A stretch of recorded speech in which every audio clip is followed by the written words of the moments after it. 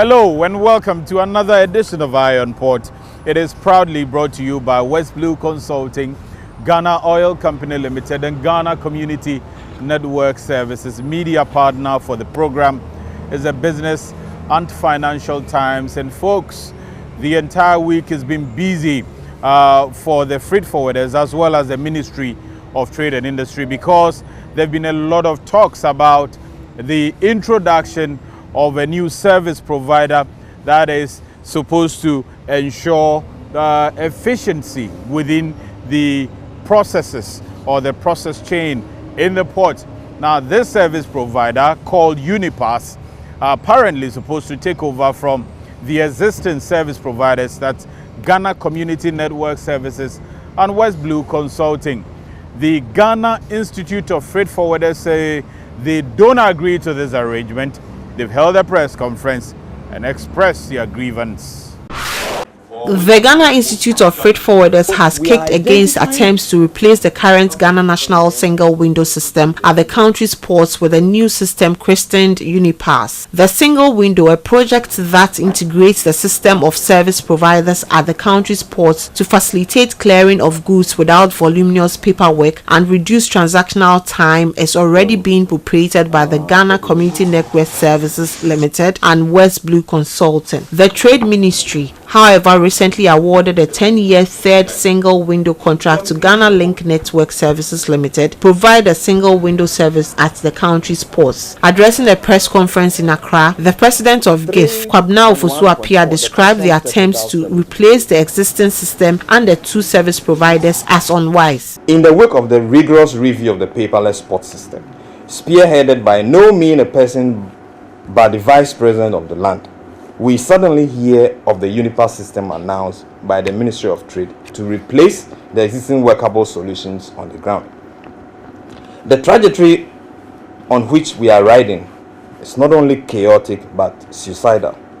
According to him, the processing fee for the proposed UNIPASS system will be 0.75% of free on board. This is higher than the combined fee of GCNet 0.40% of FOB and West Blue 0.28% of CIF, which sums up to 0.68% in simplistic terms. These are the bare facts, and as such, government will have to choose between UNIPASS fee of 0.75 and the existing fee of 0.54. Contrary to suggestions that West Blue and GCNet, who are championing delivery of the ICT needs of the country's single window, constitute a double window, the GIF president clarified that cannot be the case. One seems to wonder why, with all these successes amid the resolvable challenges, a decision will be reached without evidential fact to replace these systems. Kwabena Ofosu-Appiah indicated that what is happening on the ground is a work in progress and challenges identified are being fixed, and therefore any attempt to replace the system will be similar to reinventing the wheel. But the Deputy Minister for Trade and Industry, who stormed the press conference, disagrees. If the government comes into power and we think that we are over-reliant on import revenue, so we have to find a way to maximize revenue collection. We are doing Ghana a very good service by not even going to America or London to bring a different person. The same people that the NDC government brought in 2015, we say come back, because we have seen what you have provided and we think is the best that can help us. According to him, government is expected to phase out the operations of GCNet and West Blue soon with the introduction of a new trade facilitation platform, UNIPASS. He said the platform will enhance the ease of doing business at the country's ports. The agreement between Government of Ghana and West Blue is signed by the Ministry of Finance. But as I speak to you today, I can tell you for a fact that that agreement is in the process of expiry. It is not in our interest to abrogate it. If we have to abrogate it, we will use the necessary channels to abrogate it. And as you may have noticed there, the Deputy Minister for Trade and Industry, Honorable Carlos Sahenkra, stormed that press conference and totally disagree with assertions by the Ghana Institute of Freight Forwarders. He believes that UNIPASS is the best way for this country at this point in time. So we went back to GIF to ask them what at all do they have wrong with the introduction of UNIPASS, and whether they believe that UNIPASS is not the answer to the problems bedeviling the processes within the ports industry. It appears we are back at so many things that we were talking about around 2015. We heard about then the invitation of West Blue to come into the system, take over from the DICs. 3 years down the line, we are hearing about UNIPASS coming back to take over from GCNet and West Blue. What is happening? I wouldn't want to use the word confusion, but that's the only word that readily comes to mind.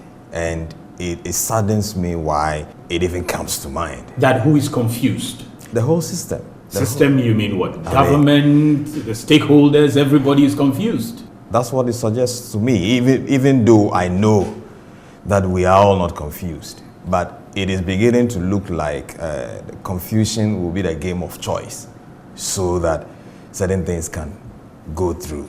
Because I'm very clear in my mind the successes that we have chopped as a port community, for which reason it is I mean, it borders on pain, you know, to see certain attempts being made, tell a different story, just so that the way could be paved for certain impositions. And for me, it is bad. Is that the impression you get? You get the impression that somebody is falsifying facts to pave way for a different company to come take out these service providers, that's GCNet and West Blue, or DP World in this case? What is the basis for this takeover, if it should happen?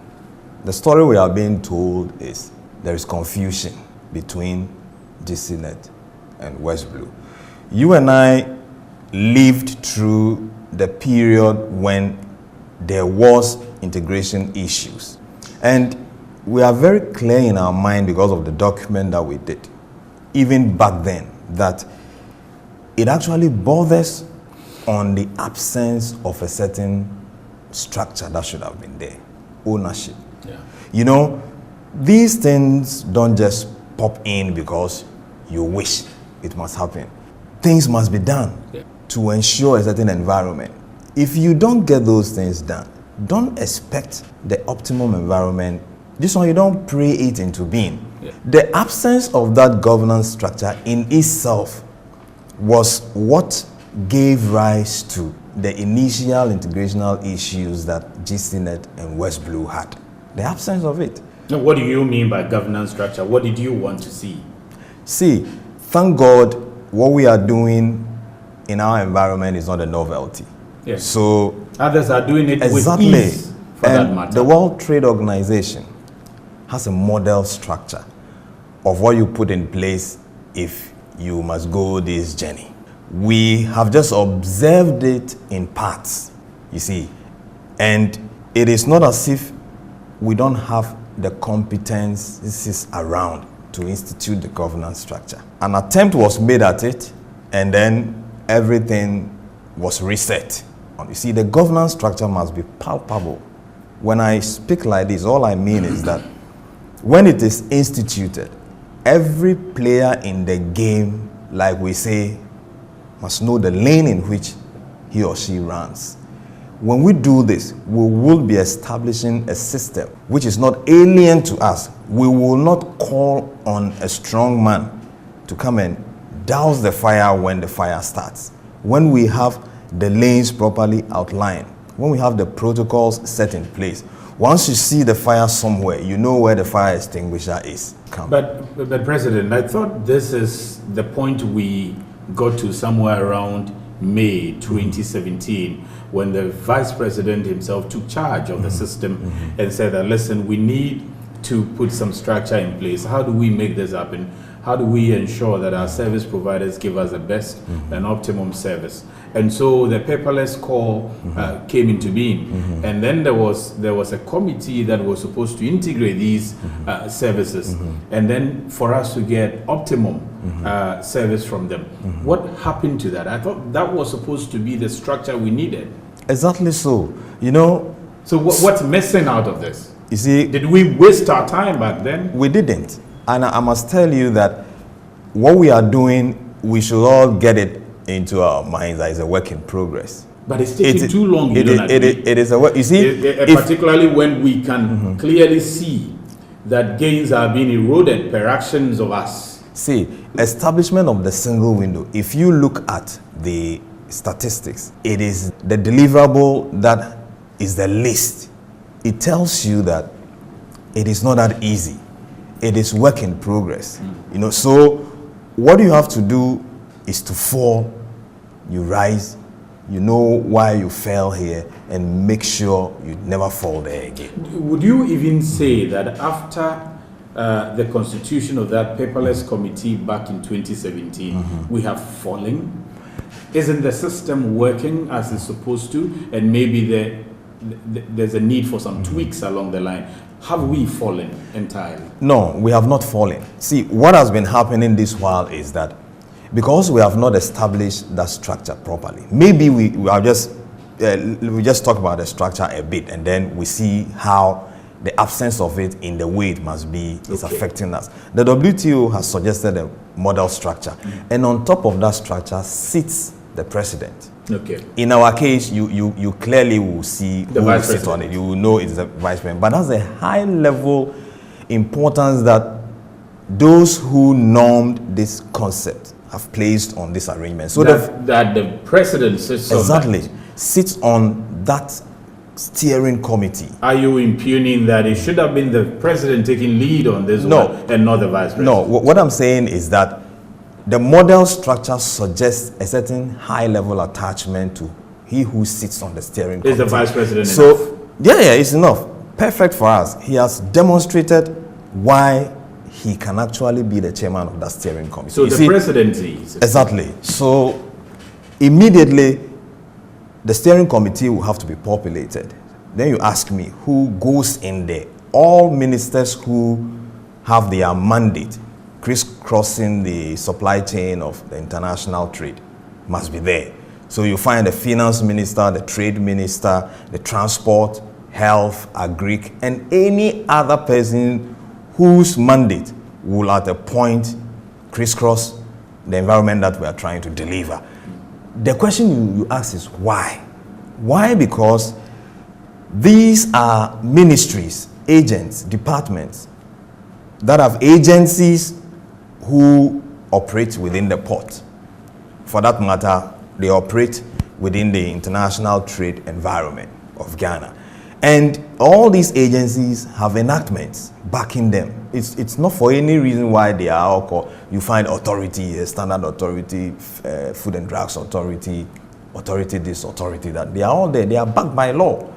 And when their laws were being created, nobody had in mind that at some point they will all congregate at the ports. And there may be overlaps. Exactly. So now there are overlaps. So one of the things that immediately can be done by the steering committee, even though there are laws, will be to stay the overriding influences or presence of some of these people. Because if you leave them alone, at any point in time, the public servant is working to rule. So you can't tell him just by word of mouth that no, don't be here, because he will quote the relevant laws to you. We heard about the reason why UNIPASS is coming. Then we say, no. Let's watch this. If these are the reasons why UNIPASS is coming, then it is coming on a very wrong footing. I see. Okay? Because if you look at what we have on the ground today, the integration issues that was a problem in the past, it's no longer an issue. That one was just an issue that could even be resolved in one meeting. And like I said before, because the ownership was not that palpable, people were not very sure what to do if they integrated their system. Once the owner popped up and gave assurances, they didn't have problem. They integrated. And you and I know what is happening on the ground today. So let me just give you a classical example of why that ownership, the governance structure, is very, very important. You know, you are a port person too. For all this while, we've been asking for manifest to be delivered in a certain manner. The adorable manifest presentation. But this has taken time. And this particular issue actually gave rise to a lot of things that were untoward. You heard the Deputy Minister of Trade mention some in the past. Yes. Now, if these things, this one, you don't blame an IT solution provider, because it is supposed to be done by an entity who is outside of that solution provision, the IT solution platform. So if the owner does not compel the stakeholder who is involved in this particular delivery, how do you blame GCNet or West Blue for that matter? If you must open up the issue, open it up well. Let everybody see what really is in the kitty. Do you think he has baseless argument for which this UNIPASS is being introduced? He knows a lot about this sport, but I am sorry to tell you that the way he presents some of the case, if that is how it has been presented, I will not be surprised if that is why UNIPASS has been given a nod. But that is why we have told ourselves that if this conversation must be had, it must be thoroughly had, so that if we are going to take any decision, we take the decision with our eyes widely open. So that's the position of the Ghana Institute of Freight Forwarders. Next week, we will be hearing from the Deputy Minister of Trade and Industry, Honorable Carlos Ahenkra, on his position on UNIPASS, whether it is the best way to go at this point in time, because there's a lot of controversy and there is a lot of rejection as far as the introduction of that service is concerned. In the meantime, another unfortunate incident in the port. The TEMA port is no longer going to receive LPG in the next couple of days because some material at that port has broken down. Takoradi Port, however, will be doing this job as we wait for repairs of that particular facility. The Deputy Minister for Energy was at the TEMA port. A loading arm that takes in LPG at the port of TEMA from vessels has broken off at the oil and gas jetty. The incident was caused by a harsh wind that drifted a vessel apart while discharging. The development resulted in the loading arm breaking off. The loading arm has since been taken to the TEMA shipyard for repairs. This occurrence means for the next few days, the oil and gas jetty at the TEMA port will not be able to take receipt of LPG from vessels. This is because, in the absence of the loading arm, LPG cannot be offloaded. However, the Deputy Minister of Energy, Dr. Mohammed Amin Adam, who addressed journalists at the TEMA port, allayed all fears and assured that there won't be shortage of LPG in the system. He indicated that works are ongoing to repair the damage and the loading arm would resume function soon. As a government, we are very responsive, we are very proactive, and that is why we have moved in quickly to see how we can restore the arm so they can resume offloading of LPG. But I want to assure you and through you to the people of Ghana that we will not have any shortage of LPG. He added that, in the meantime, the old bauxite jetty in Takoradi Port is available to supply the LPG while the repair works are ongoing. The old bauxite jetty in Takoradi will be activated. The CEO of the National Petroleum Authority, Alassane Tampuli, who described the occurrence as an unforeseen natural disaster, emphasized that, aside such natural circumstances, the GPHA safety team are more than capable to avert similar occurrences. The vessel was discharging at the point. It was not anticipated that the storm was going to be strong. Otherwise, the GPHA would have advised against discharging at the point. It was just slight showers, and then the vessel opened up, and along came with it the loading arm, which got really ruptured, and they have to bring it up to this place for repair works. He commended management of the TEMA shipyard, who had promised to have the loading arm repaired to make way for LPG supply across the country. The harbour master, Captain Christian Asante, said, with the help of meteorological reports, key measures have been taken to ensure that vessels are fastened to the quay and not make such discharges in the event of an incoming storm. When we get this information, we'll try to impress on the vessels there to double up their lines so that they don't deviate from where they've been allocated. So we trust Captain Micah, the Chief Executive Officer of TEMA Shipyard, to do the best of job, and we all know him. Once he says, he delivers. We are hoping that the shipyard will finish the broken wharf as soon as possible so that we can get LPG back into TEMA Port. Iron Port returns after the break. Hello? Good morning, this is Samantha Wendy. I am sending a purchase order from SA2 Ventures International. Our policy for new supplies is 2 containers to start with, but you must deliver within 30 days. Don't worry at all. I'm going to get you the 4 containers within 30 days or less. Bye. To get his pineapple slices from his country to his clients overseas, Mr. Appiah and his representatives have to complete a number of regulatory compliance procedures to various international trade stakeholders. Hey, Baba, what's going on? Get it right? I mean, how?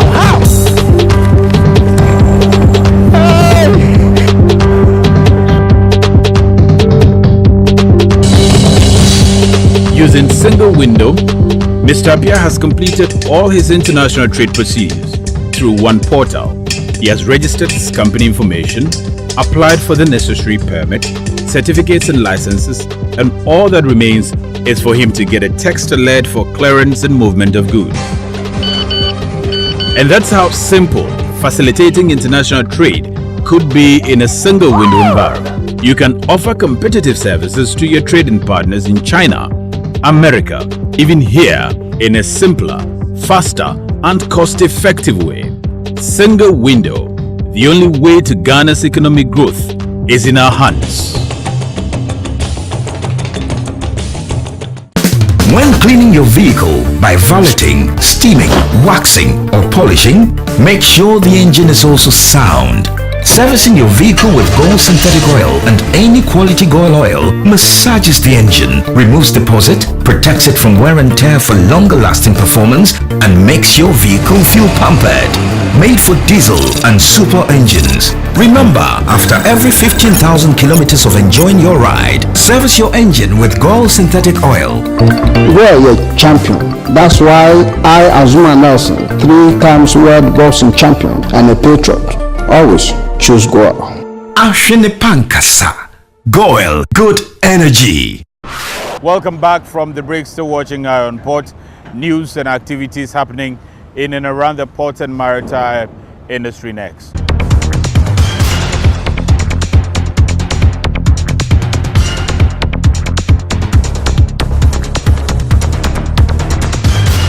The Director General of the Ghana Ports and Harbours Authority, Paul Ansah, and the CEO of West Blue Consulting, Mark Addo, have discussed trade facilitation issues in a bid to inject efficiency into the clearance chain. Paul Ansah's working visits to the offices of West Blue Consulting, the technical service providers for the Customs Division GRA, in the implementation of the Ghana National Single Window, followed an earlier visit by West Blue officials to GPHA to introduce the new CEO, Mark Addo, to the Director General. Paul Ansah was taken through the upgraded Joint Inspection Management Information System (GIMIS) platform, expected to be rolled out soon. The updated GIMIS has a risk and an intelligence-based system which guides custom officers or field officers with information in respect to agencies going to inspect containers or goods. The system has also been upgraded to send alerts to customs and other regulatory agencies in real time via SMS. The Director General of GPHA, Paul Ansah, said an integrated harmonized standard operating procedure has to be adopted for all regulatory agencies to comply with. He said, there should be no room for late inspection, as the upgraded GIMIS will expose all agencies, causing inefficiencies in the system. Customs must take ownership and develop the SOPs together with the other agencies, so that if we talk about real-time access to that information and invitation for the joint examination, it will be real time for that matter. He stressed the need for the country to focus on the export processes to bring about competitiveness and to reduce the time and cost of doing business in Ghana. We must not give room for 2 or 3 to do the joint examination and then others will lay ambush at the gate. Let's develop the system in such a way that we will not give room for late examination.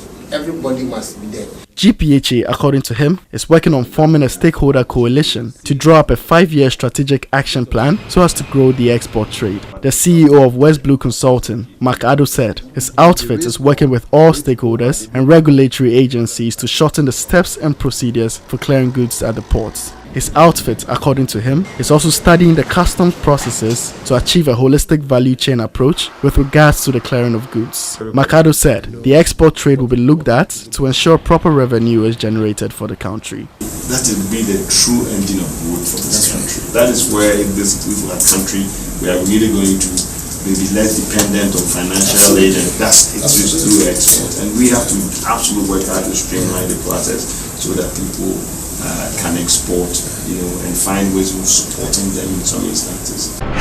The Switch to Goil campaign, launched by the leading oil marketing company in the country, Goil, to reward customers and patrons who purchase Goil fuel, is progressing steadily. So far, about 25 customers have been rewarded with scholarships, free fuel, free meals, among others in the promotion, which commenced in May and expected to end in November 2018. In all, we have 25. 11 out of the 25 are scholarship. The rest are meal.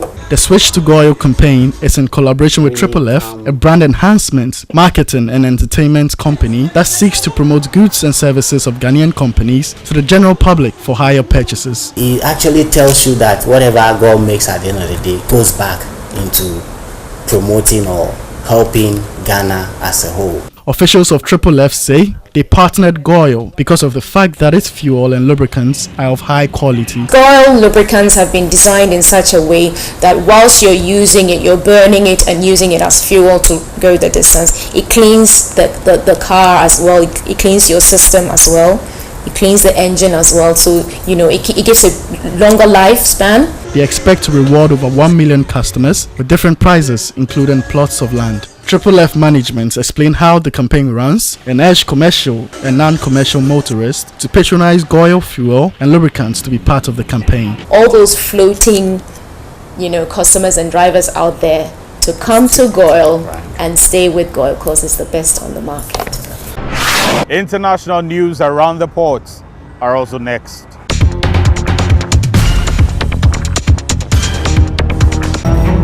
Oman Dry Dock Company's newly appointed Chief Executive Officer Saeed bin Hamoud Al Mawali is saying that the company, which specializes in repair and conversion projects, is interested in entering the world of shipbuilding. Al Mawali, who was appointed CEO of the company in February 2018, wants ODC to become a ship repair facility of choice for the entire Middle East. Since ODC began operations in 2011, the yard has carried out some 570 repair and conversion projects, and in response to recent market demands, it has carried a number of both ballast water management system installation and scrubber retrofitting projects.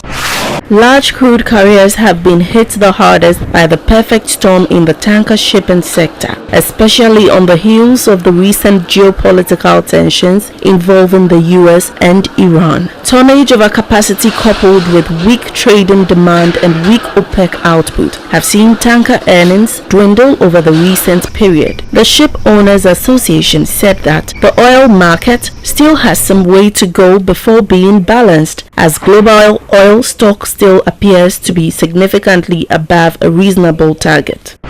Multi-Sector Industry Coalition (CLNG) is reporting that the number of LNG bunkering vessels has grown from 1 at the beginning of 2017 to 6 in early 2018, with these numbers expected at least to double by 2020. Furthermore, it is forecast that in the next 5 years, 30 LNG bunker vessels could be operating worldwide. The interest in LNG as marine fuel growing, especially ahead of the entrance into force of IMO's 2020 Global Sulfur Cap.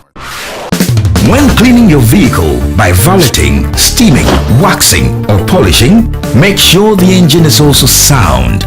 Servicing your vehicle with Gold Synthetic Oil and any quality Goil oil massages the engine, removes deposit, protects it from wear and tear for longer lasting performance, and makes your vehicle feel pampered.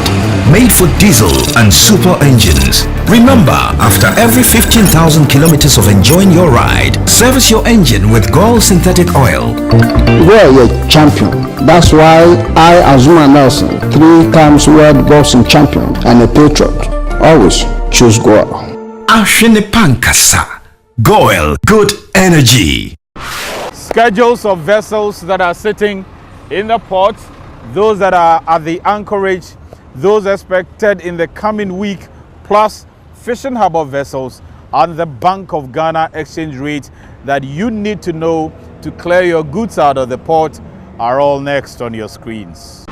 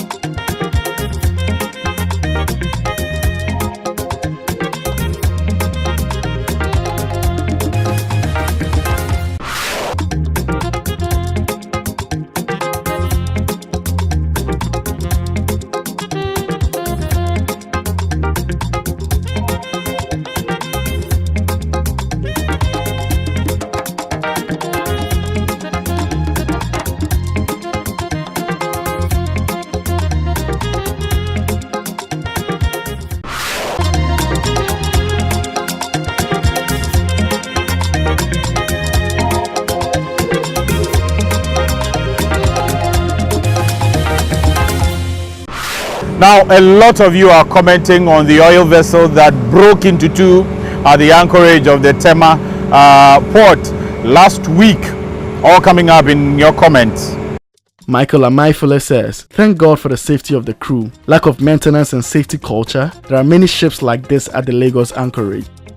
Ajo Laga says, how can a whole oil tanker vessel be poorly maintained to such a point that it will break into two parts and the ship looks very rusty?